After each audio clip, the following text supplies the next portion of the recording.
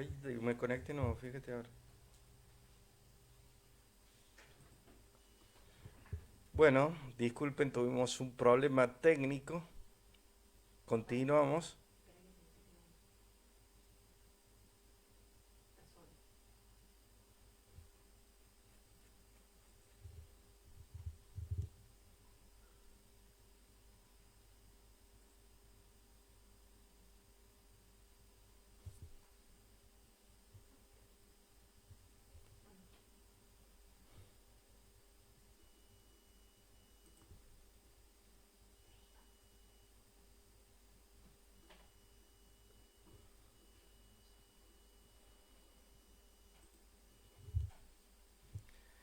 Bien, continuamos luego de un problemita técnico. Entonces estábamos hablando acerca de las observaciones al informe de Pedro a la iglesia de Jerusalén.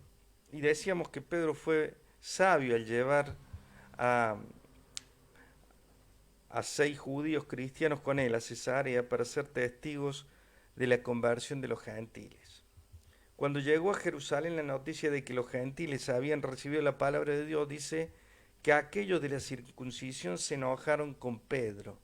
¿Por qué? Porque los de la circuncisión querían que para eh, que los gentiles entraran al reino se tenían que circuncidar. Los judíos habían aceptado la idea de una ligera asociación con los gentiles que habían sido circuncidados, pero no querían ningún trato con los incircuncisos. Parte de su problema era el orgullo y una mala interpretación del Antiguo Testamento. La relación del hombre con Dios, tal como la expresa el Antiguo Testamento, está establecida en términos de un pacto. Aquellos que entraban en la relación del pacto con Dios demostraban sus votos por la señal de la circuncisión. Es decir, la circuncisión era una señal y no era efectivamente el pacto propiamente dicho con el Señor, el pacto de una relación con Dios, una relación espiritual. La circuncisión solamente significaba una señal. Y lamentablemente lo que ocurrió con los judíos fue que le dieron más importancia a la señal que a la relación genuina de pacto con Dios. La iglesia debía resolver este asunto de la manera en que los cristianos tenían que demostrar su relación con Dios a través de Jesucristo. Ahora, ¿continuaría siendo la circuncisión el símbolo del nuevo pacto? Es una pregunta que quedaba en el aire, ¿no es cierto? Bien,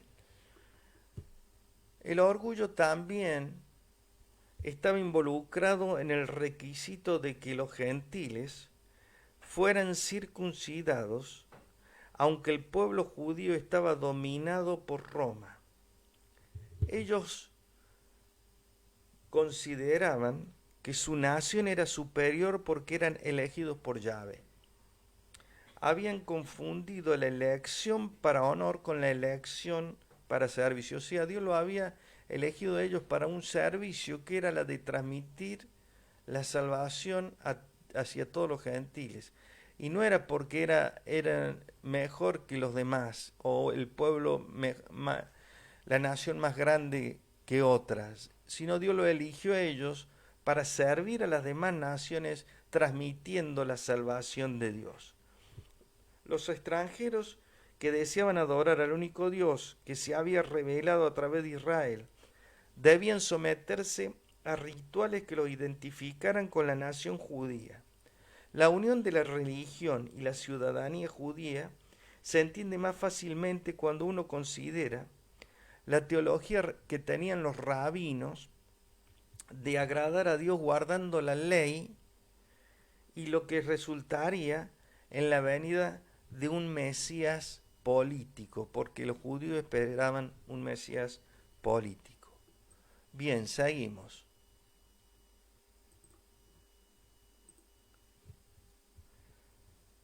Pedro fue llamado a dar un informe a la iglesia en Jerusalén, ¿no es cierto?, de su asociación con los incircuncisos.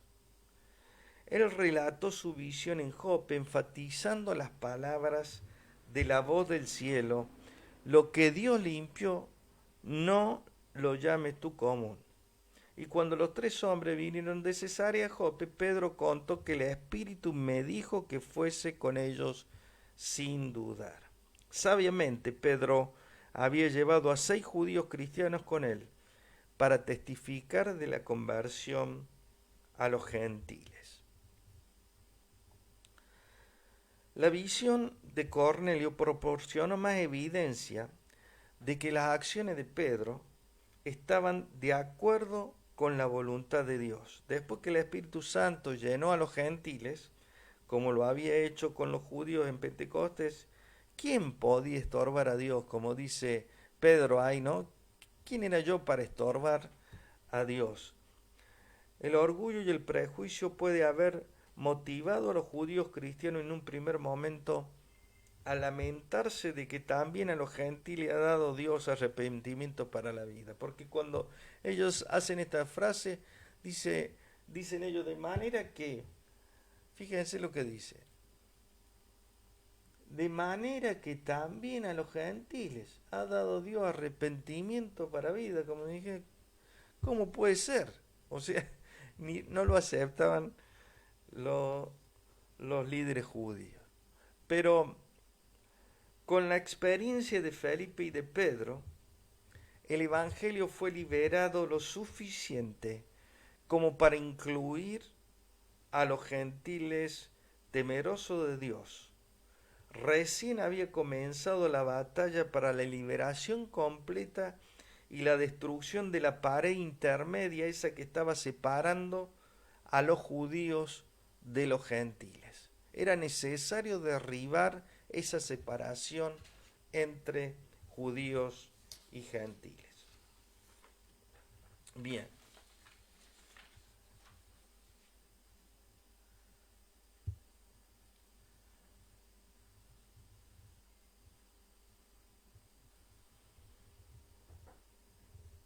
La puerta de la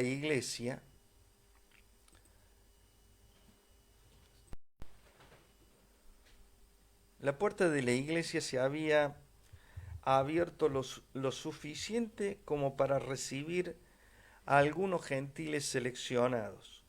Solamente se les permitía entrar como miembro de la iglesia a aquellos temerosos de Dios, que hubieran abrazado el judaísmo, pero sin haberse circuncidado. Una ceguera parcial causada por el prejuicio impedía que los judíos cristianos invitaran a los gentiles dentro de la iglesia hasta que una manifestación especial de la aprobación de Dios ocurrió en Cesarea, que fue Cornelio y su familia recibieron el don de lenguas del Espíritu Santo para demostrar a los judíos cristianos que habían sido aprobados por Dios como ciudadanos del reino. La respuesta de que el Evangelio había encontrado en Jerusalén al principio empezó a disminuir. La persecución hizo que los cristianos se desparramaran predicando a donde quieran que iban. En la última parte, de hecho, Jerusalén perdió su posición como el centro del crecimiento de influencia cristianos, mientras los apóstoles estuvieron relacionados con la iglesia de Jerusalén. Esta continuó teniendo la voz principal en asuntos doctrinales, pero el centro numérico de crecimiento se trasladó fuera de Jerusalén. O sea, el mayor crecimiento se dio hacia afuera de Jerusalén. Bien, vamos a ver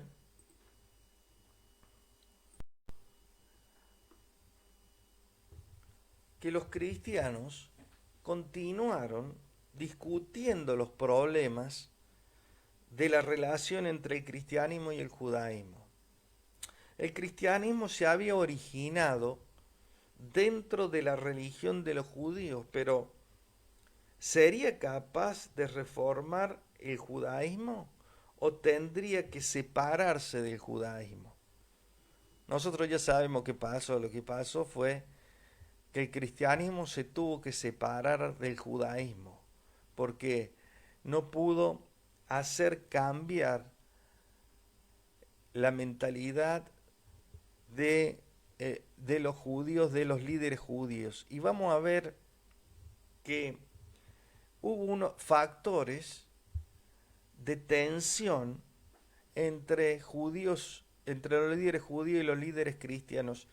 Y podemos hablar de estos tres factores que están aquí abajo. Uno es la aceptación del mesianismo de Cristo y el nacimiento espiritual al reino. O sea,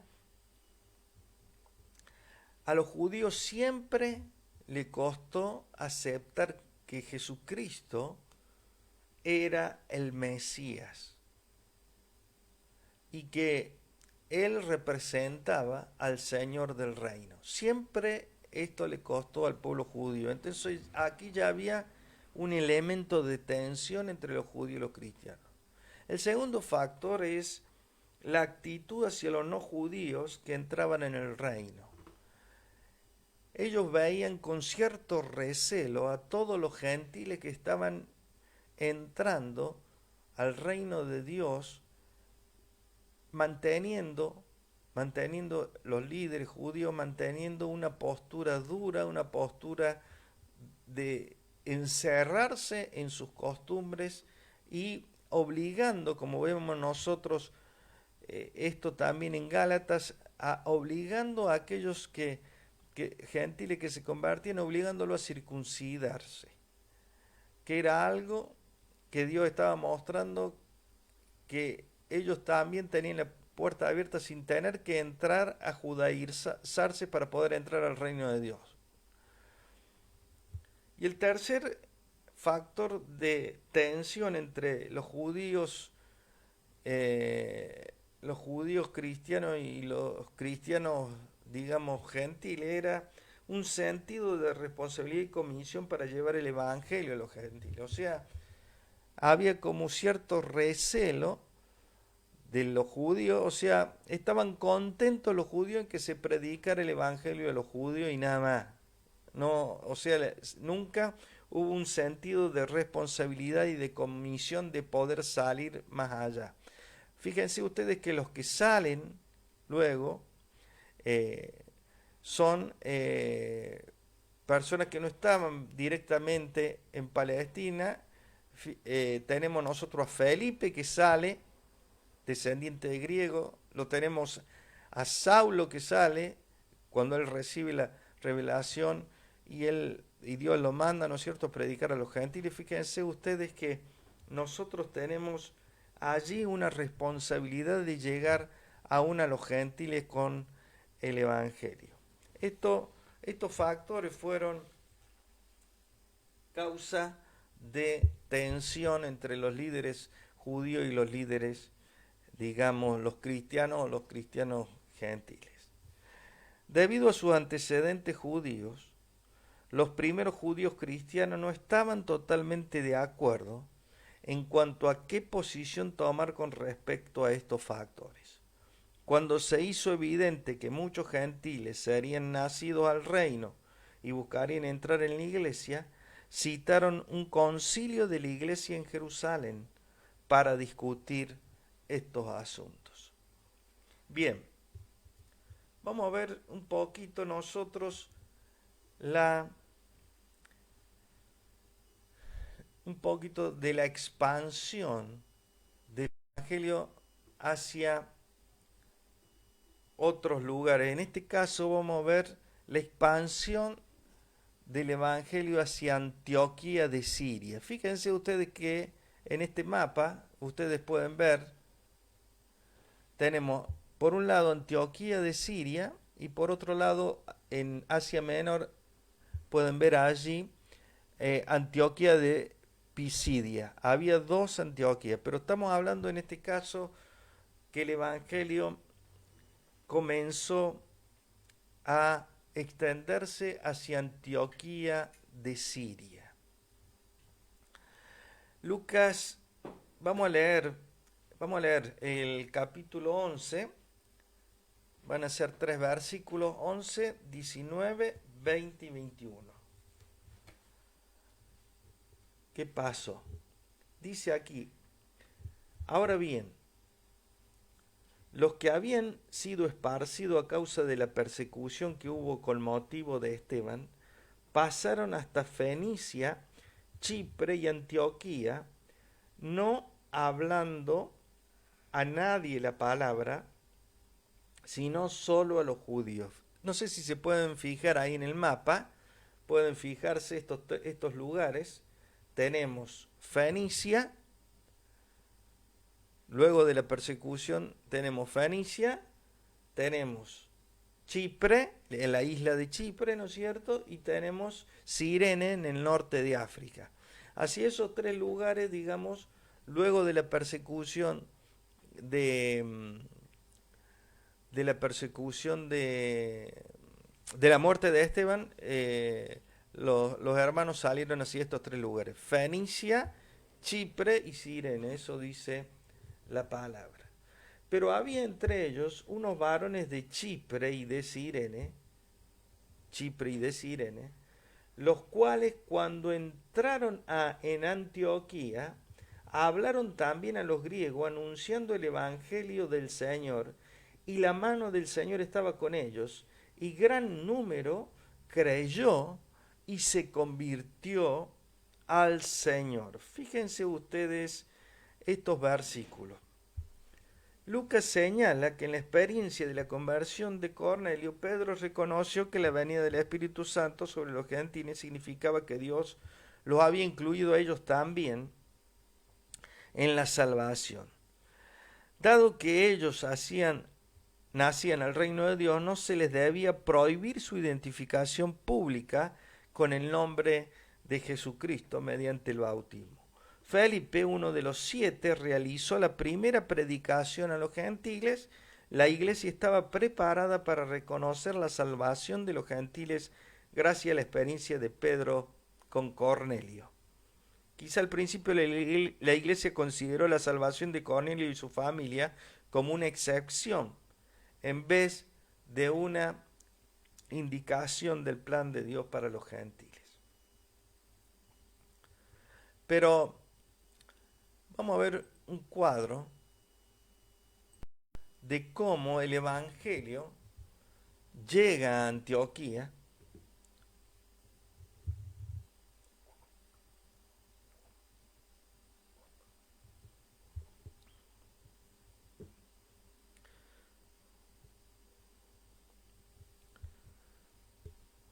Vemos nosotros en este cuadro, ¿no es cierto?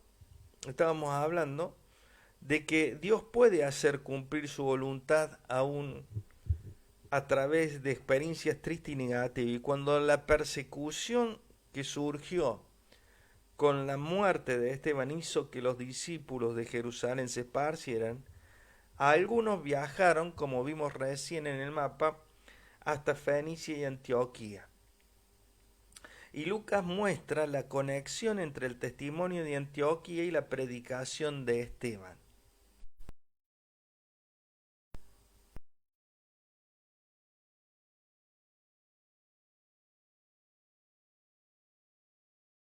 Con los cuales podían compartir su fe. Hombres de Cirene, como vimos recién en el norte de África, habían estado presentes en el día de Pentecostés para escuchar el Evangelio. Y los cristianos se fueron a Chipre como resultado de la persecución. Ahora quiero que nos detengamos en estos 2 versículos, versículos 19 y 20. En esos 2 versículos nosotros podemos ver lo siguiente. Aparentemente, entre el versículo 19 y el versículo 20 de Hechos, transcurrieron varios años. No es que eso ocurrió ahí nomás se dieron estos 2 acontecimientos. Aparentemente transcurrieron varios años. Poco después de la muerte de Esteban, el evangelio continuó extendiéndose solo entre los judíos. Varios años más tarde, algunos hombres de Chipre, en el Mediterráneo, y de Cirene, en el norte de África, que habían sido influidos por Esteban un poco antes, viajaron hasta Antioquía de Siria. Estos hombres testificaron allí a los gentiles. El testimonio a los griegos, que dice aquí en Antioquía, parece haber ocurrido después de la conversión del etíope y después de la conversión de Cornelio. Bien, vamos a continuar viendo qué pasó. Leemos ahora el versículo, leímos hasta el 21, leemos 22 al 26. 22 al 26 del capítulo 11. Dice la palabra: llegó la noticia de estas cosas a oídos de la iglesia que estaba en Jerusalén, y enviaron a Bernabé que fuese hasta Antioquía. Cuando llegó y vio la gracia de Dios, se regocijó y exhortó a todos a que con propósito de corazón permaneciesen fieles al Señor, porque era varón bueno y lleno del Espíritu Santo y de fe, y una gran multitud fue agregada al Señor. Después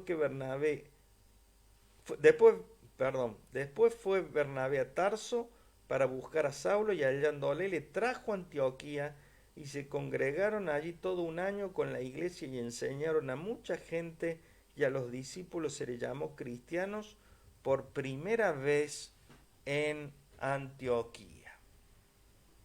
Bien, nosotros tenemos que, al haber crecido el número de creyentes ahí en Antioquía, la iglesia de Jerusalén no estaba totalmente convencida de que Dios había aceptado a los gentiles en el reino.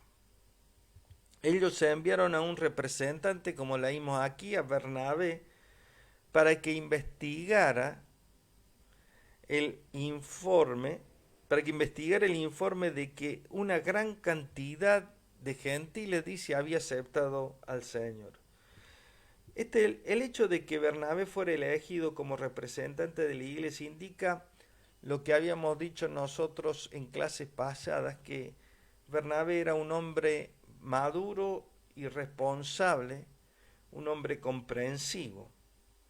Y Lucas vuelve a enfatizar que Bernabé era un hombre de fe, vuelve a decirlo, que estaba dispuesto a aceptar el plan de Dios.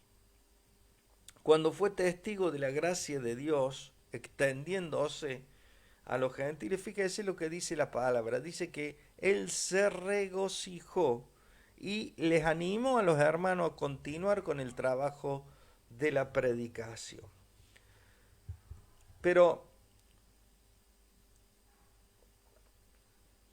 fue tanta la gente que se agregó al Señor allí en Antioquía que fue necesario ir a buscar ayuda adicional para instruirlos a los hermanos. Entonces, ¿qué hizo Bernabé? Bernabé viajó hasta Tarso para buscar a Saulo, y ambos regresaron a Antioquía y enseñaron, dice, a los nuevos convertidos durante un año entero. Los gentiles convertidos necesitaban mucha enseñanza porque no tenían el conocimiento del Antiguo Testamento. Entonces era necesario que ellos entendieran desde la ley y los profetas el cumplimiento de las Escrituras en Jesucristo. Los discípulos, dice aquí la palabra, que fueron llamados cristianos por primera vez en Antioquía por aquellos que estaban fuera de la iglesia. La palabra básica expresaba la idea hebrea del Mesías, y el sufijo latino indicaba a un partidario de. Entonces, podemos decir que cristianos significa o se traducía como los partidarios del Mesías. Cristianos eran los partidarios del Mesías. Bien, muy bien. Vamos a ver la última parte, que es algo que ocurre, un acontecimiento, lo que lo leemos, versículo 27 al 30, y ya con esto terminamos. Dice lo siguiente: en aquellos días unos profetas descendieron de Jerusalén a Antioquía, y levantándose uno de ellos llamado Agabo, daba a entender por el Espíritu que vendría una gran hambre en toda la tierra habitada, la cual sucedió en tiempo de Claudio. Entonces los discípulos, cada uno conforme a lo que tenía, determinaron enviar socorro a los hermanos que habitaban en Judea. Lo cual en efecto hicieron, enviándolo a los ancianos por mano de Bernabé y de Saulo. Nosotros podemos ver aquí que dice la palabra, habla de este profeta Agabo y de otros profetas que vinieron de Jerusalén a Antioquía, y dice que ellos predicaron o predijeron una gran hambre que iba a venir en todo el mundo conocido en ese momento. Y Lucas señala que tomó lugar este hambre que iba a venir durante el reinado de Claudio, que ocurrió entre el año 41 y 54 después de Jesucristo. Los historiadores romanos indican que el hambre ocurrió durante el reinado de Claudio, así como lo relata Lucas, y el historiador Josefo también lo menciona, dice que hubo hambre en Jerusalén. El historiador Josefo fue un historiador judío, pero no es cristiano ni es, digamos, un historiador secular, podríamos decir. A menos que Lucas no ubique cronológicamente el capítulo 12, el hambre al que se refirió a Agabo debe haber ocurrido antes de la muerte de Herodes, que fue en el 44 después de Jesucristo. Los nuevos cristianos gentiles expresaron la genuinidad de su fe, enviando una ofrenda, una contribución, dice la palabra, para aliviar la pobreza de los hermanos judíos en Judea. Fíjense ustedes qué consideración. Los cristianos en Jerusalén pueden haber sido afectados más seriamente por el hambre porque había discriminación económica contra ellos por parte de los judíos no cristianos. El propósito de la ofrenda era primeramente una expresión de amor para aquellos en necesidad, y lo otro es un intento de aliviar la tensión que había entre los gentiles y los judíos. Los que llevaron la ofrenda, dice la palabra, fueron Saulo y Bernabé, que eran los representantes lógicos para llevar esta contribución a Judea. Y ambos eran considerados muy favorablemente por los cristianos judíos y por los cristianos gentiles en Antioquía. Ellos llevaron la ofrenda a los ancianos, dice a los ancianos en Jerusalén. Y los ancianos eran hombres maduros de la sinagoga que servían como líderes de la misma. Aparentemente en la iglesia también había ancianos, se usaba este término para designar a los líderes. Que luego en las epístolas pastorales este nombre anciano se cambia también y se utiliza como obispo o pastor. Entonces los ancianos, ya comenzamos a ver nosotros ya dentro de la iglesia una organización liderada por, digamos, los ancianos, obispos, u obispos o pastores, como queramos llamarle, ¿no es cierto? Era indistinto. Muy bien, vamos a dejar aquí por hoy. Nosotros podemos ver cómo se va desarrollando eh, la extensión, la extensión del Evangelio ya fuera de Jerusalén, y podemos ver cómo el Señor va cumpliendo su propósito.